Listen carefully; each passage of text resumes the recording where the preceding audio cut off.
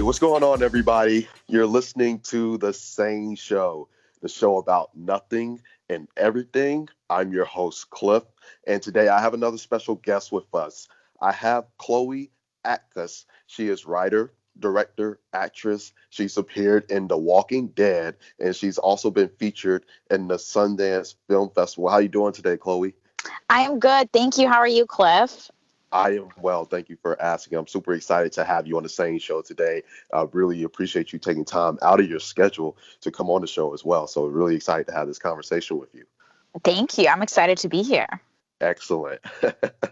So really quick, before I introduce the topics, I want to take a moment to shout out to all of our listeners, all of the people that follow us on social media, Instagram, Facebook, and Twitter. I love you guys. I appreciate you guys in all 60 plus countries. Thank you guys so much. And if you're listening and you don't already follow us, be sure to check us out on Instagram and Twitter at SANE_show. That's SANE, SANE _show. And then on Facebook, that's The SANE Show. Again, on Facebook, The SANE Show. All right, so today we're going to have a conversation about entertainment environments where we'll be, comparing the entertainment capitals within the U.S., New York, L.A., Nashville, and Atlanta. And then following that discussion, we're going to have a conversation about creating within your means. I'm actually super excited to have that conversation with you, Chloe. And then following those two topics, we're going to have an interview with you, Chloe, so that we can learn more about you, the things you do, and all the exciting things that go along with that. Sounds good. Let's go ahead and hop right into it with our first topic, entertainment environments. So within our industry, this is something that people like you and I are well aware of. And honestly, I kind of, when I was putting this together, I was thinking, I don't think we really talk about this enough amongst ourselves, especially with people that are new coming in.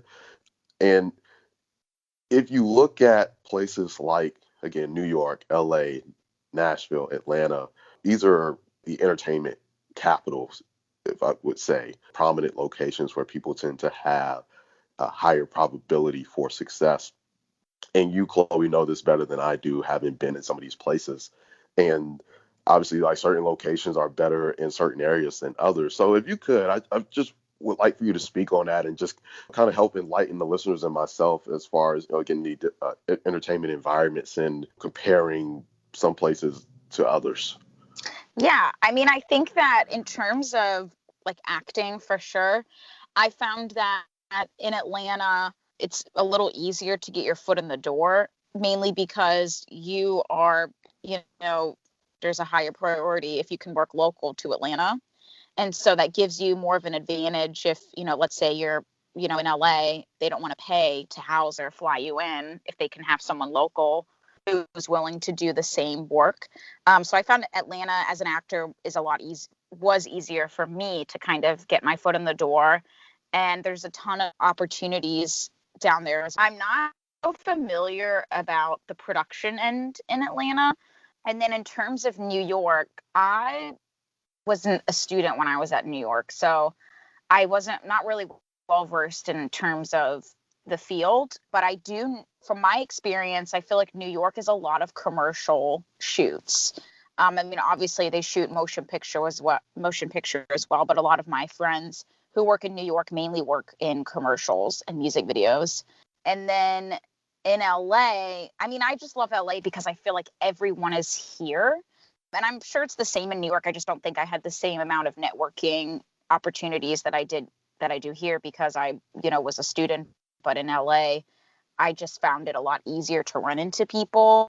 I find that it's easier for me to get a meeting with people in LA, even if I have no reason to be meeting with someone. I found that it's just way easier for me to get my foot in the door here. Sometimes I feel like in New York, it was really hard for me to just like meet with someone or, have a meeting. In LA, for some reason, that seems to be a lot easier. I feel like the sunshine makes people more happy and like willing to meet with you. So that's what I really love. I don't know. I think that for me personally, LA has been very fruitful in terms of opportunities. Yeah, you bring up some really great points.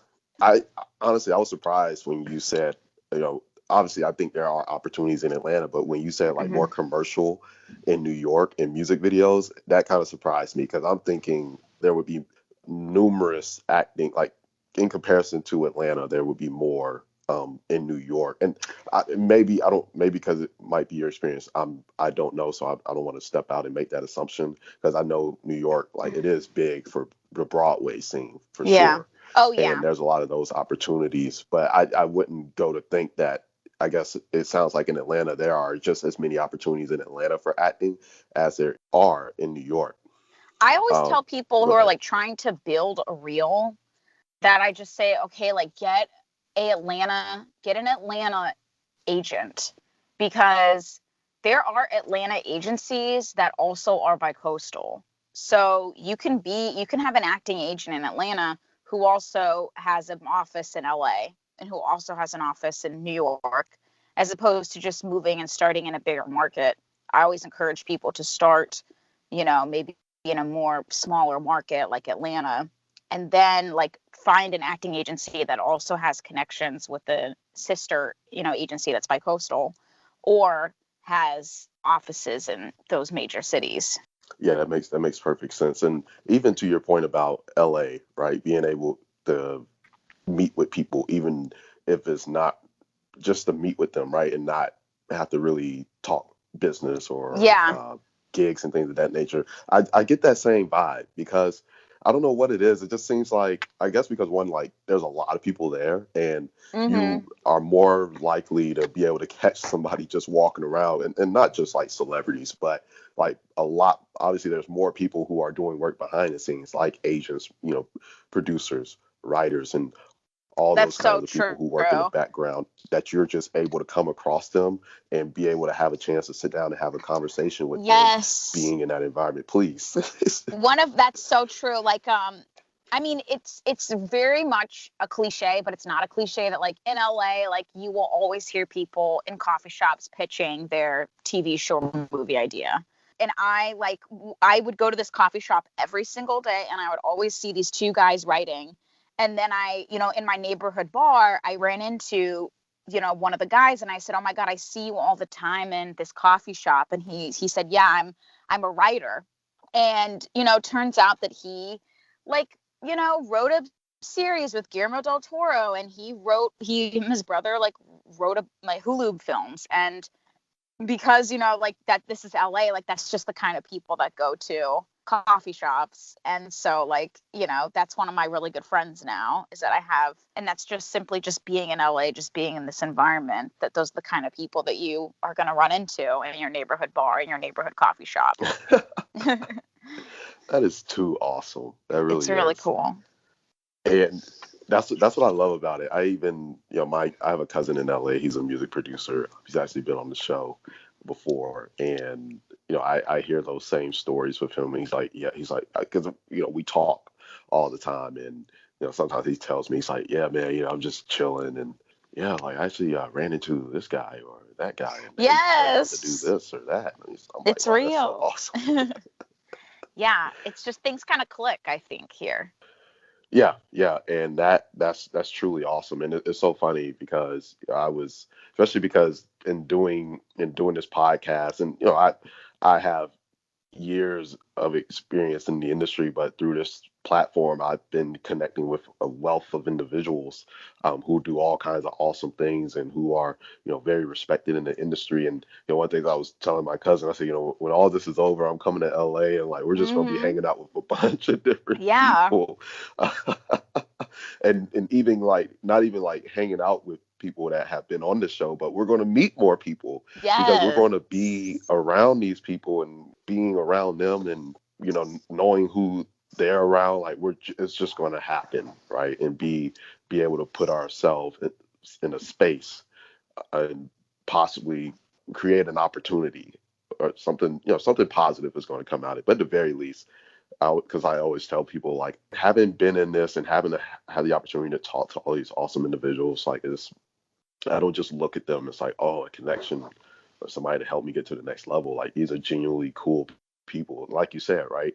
It's not always a meeting to talk about business or whatever. Like you just will sit down and chop it up and, have good conversation.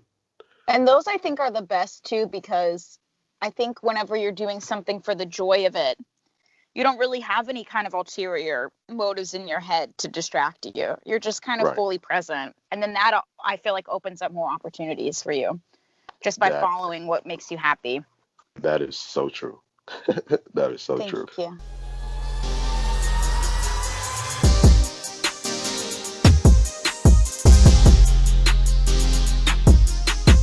All right, we're back. So now we're going to go on to our next topic, creating within your means. So I love this topic, and I think it's something we all learn to do at one point or another. Creating within your means can be a challenge. I've experienced this, and I know you've experienced this as well, Chloe. And I just would love for you to share with the listeners, if you could, from your own experiences as far as creating within your means and how to go about effectively doing that as well and being able to do some of the things that you've done. I'm going to put on my professor hat. I'm not a professor, but I would love to teach a class about just things, just my opinions, basically. But what I always tell people is like, whenever people want to write things, I always say, okay, just like think right now about locations that you have access to, because locations are, I think, the worst part of making movies, and locations are your movie. And so I really just encourage people to think first about location and think about things that they have access to that other people don't. I have a friend, his dad owns grocery stores. When we're brainstorming, if he'll come up with things, I'll be like, okay, but why don't you just write something in a grocery store? Like set a limitation for yourself. Like that's an amazing location that no one else has access to the degree that you do. So I always encourage people to always think about location and just kind of just, I guess, make a list of all the resources that, you have around you. And I had a really great community with my acting class, so like I know that I have a group of people who are going to want to help me no matter what. I think like knowing who your community is very important, and that those are the people who are also going to be supporting you. So I always tell people to do that. I think you can create an amazing piece that has no talking. You can create an amazing piece that has like one character or, very minimal setups. It doesn't have to be crazy. I always also tell people to pull from real life. I mean, ultimately, like you have to do what speaks to you. But I really feel like sometimes when people are telling me about script ideas, I'm like, that sounds very contrived, no offense. But then when they tell me something that happened to them with their mom 5 years ago, I'm like, that's your movie. Like, that's what you should be talking about. Because I think resources is on a macro level, resources are, okay, like what can I get? What can I get for my movie? So I think those two things together both fall under the category of working within your resources. Tell a story that literally only you can tell. Truth nugget. Yeah, gems. Thanks. Yeah, I agree with all of that, and I'm even over here just like taking mental notes of everything that you just said. I'll definitely like have to write the stuff down when I go back and edit. That's what I love about this platform and having these conversations with people like yourself. It's always something to be gained and taken away from the conversation. So thank you for even sharing that. When I think about my own experiences, right, and especially like being a business person on top of that, and just like always thinking about, oh, I need money to do this, or I need this Yeah. fancy equipment to do that. I need more connections to try to pull this off. And it's like sometimes the very thing that we need is right there under our nose. And honestly, like there's ways to pull off whatever it is we're wanting to do in a least costly manner and still be very much effective, if not more effective than what we initially thought.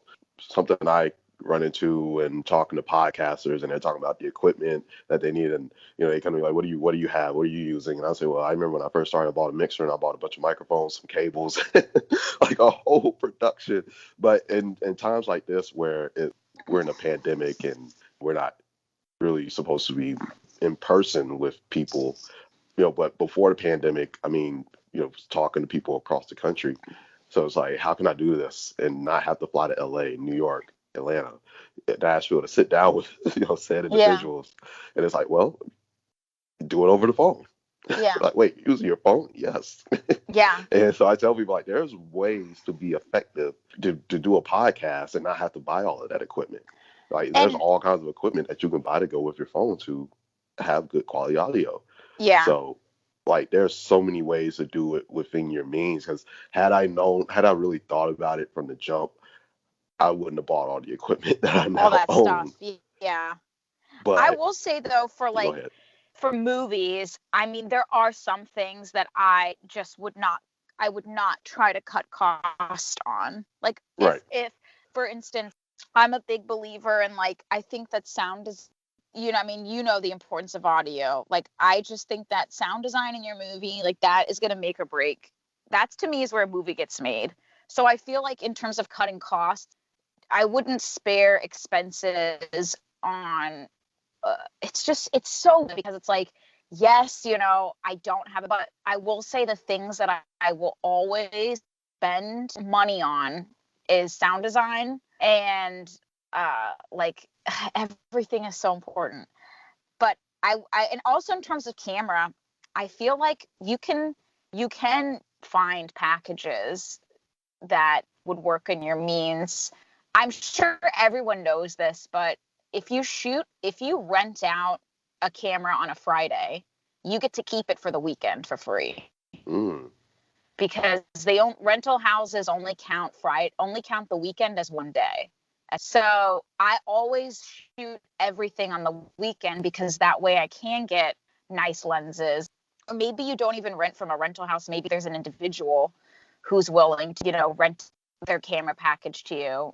So that's just me being a diva, but No, that's true. I, That's true. yeah, I just am like very, really anal about like how everything looks. And so I'll just like try to figure out something, to get the camera that I want and to get the sound design that I want.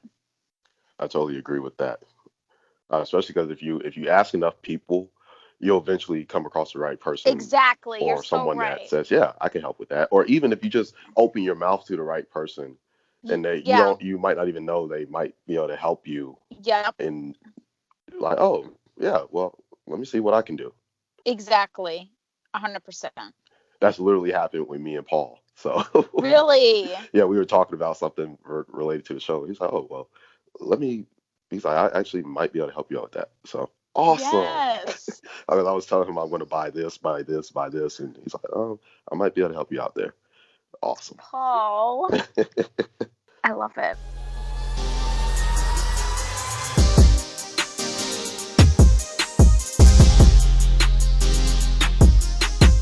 All right, we're back now for the interview. Definitely been having a good time with you on the show, Chloe. Uh, Thank you. Now we're going to go ahead and we're going to fire off with some questions so that the listeners and I can learn more about you, the things that you do, and all the exciting things that go along with that.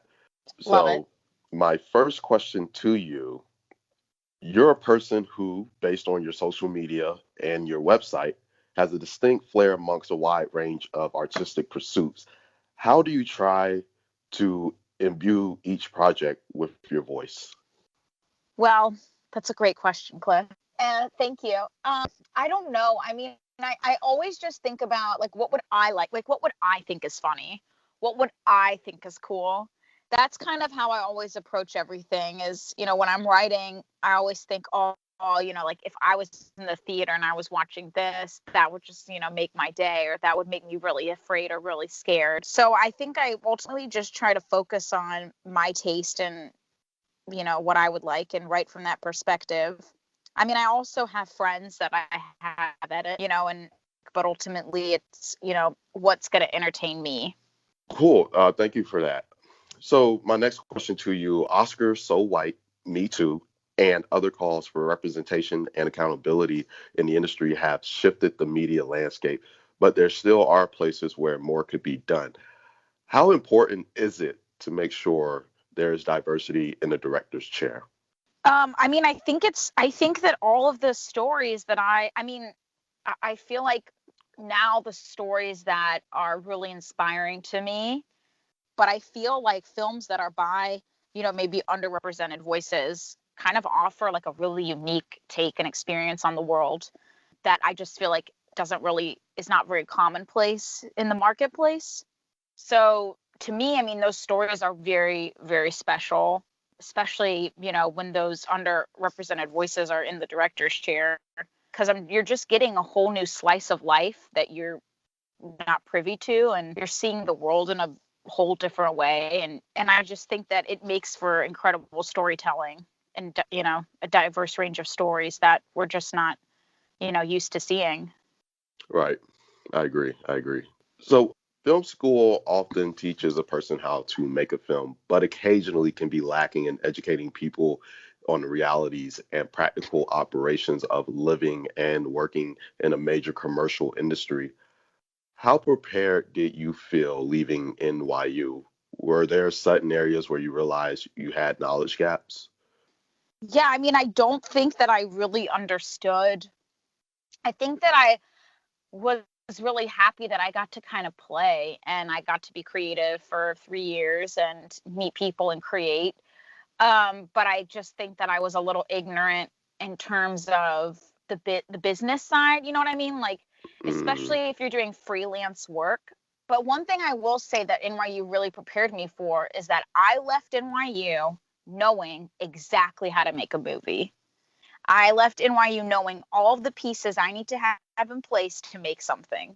And so at the end of the day, I can be like, annoyed that I didn't really learn about, production companies and like how to get the budget from production companies, or like, like kind of these logistical nightmares. I could leave and know, okay, these are the things I need to have together if I want to make something come to life. And maybe that's all I need to know. I don't know. I felt prepared, when I wanted to make Lancet and Neck Brace. I wasn't as scared. I was like, I know what I need to do because I learned it all. These are the pieces that need to be in place. These are the things I learned. These are the trouble areas that I remember I had trouble with in school. So let's, take precautions to make sure that I don't run into those issues this time.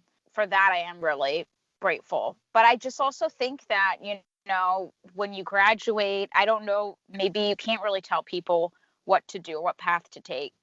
Maybe people have to kind of feel it out and find it for themselves. yeah, I definitely can relate to you on some of those things, especially like talking about the business side of it. I think that's in the industry in general. I think it's one of the toughest things to grasp, especially with the way the industry operates and the complexities that comes with being in an industry like the entertainment business.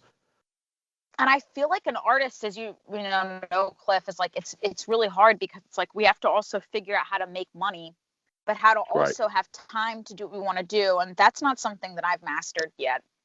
So if you have any lessons, please, impart them. But like it's hard because it's like I don't know if anyone can prepare you for or for like a very unfamiliar life, because it's like I feel like I remember when I worked a 9 to 5, it was like most people their day ends at 5, but for us our day doesn't end at 5. Hmm. Our day starts before 9 because like we still have to be doing our creative pursuits. There's not really an on off switch. That's always something that we have to be pursuing in addition to our job that we need for income. It's like there's two lives I feel like sometimes that we have to balance in our head. I think that that's been really challenging for me to get a handle on. Totally understand. So my final question to you: your career pursuits, actor, writer, director, are rep by two different talent agencies. How do the goals of those career paths and the goals of those agencies intersect with each other? That's a good question. I think that something that my team and I like know is that okay, if I do well in one area, that's going to benefit everything else. So if I book a huge acting role, cliff and I make millions of dollars and I can pay off my student loans. This is a great fantasy. If I book a big acting role, that's only going to benefit me from a writing perspective and a directing perspective. So in that way, I think that we have a very holistic view about my goals and that they're just all going to kind of benefit each other. And I think that also we have this approach where, because I have so many interests, it's kind of whatever takes off first. It's kind of like a buckshot in a way where, we're trying out, my strategy with my manager is like, let's just try everything, I'm going on auditions, I'm going into generals, like I'm directing music videos. Let's just like cast a very wide net in the area of my passions. And then whatever pops up first and gets that snowball rolling, great. That's just going to benefit everyone else. Yeah, I agree with that one. And thank you again for taking time out of your schedule to come on the SANE Show. I really appreciate it. If you could, really quick before you go, let the listeners know where they can find you and where they can keep up with everything that you have going on. Absolutely. Thank you. I only take letters. So my address, no, I'm kidding. I'm on social media, but it's Chloe Aktas. My Instagram is at Chloe Aktas. So it's CHLOE and then AKTAS. And then my website is just chloeaktas.com. And my Lancet and Neck Brace was a Vimeo staff pick last month. So it's online now and everyone can watch it if anyone wants to see it. Awesome.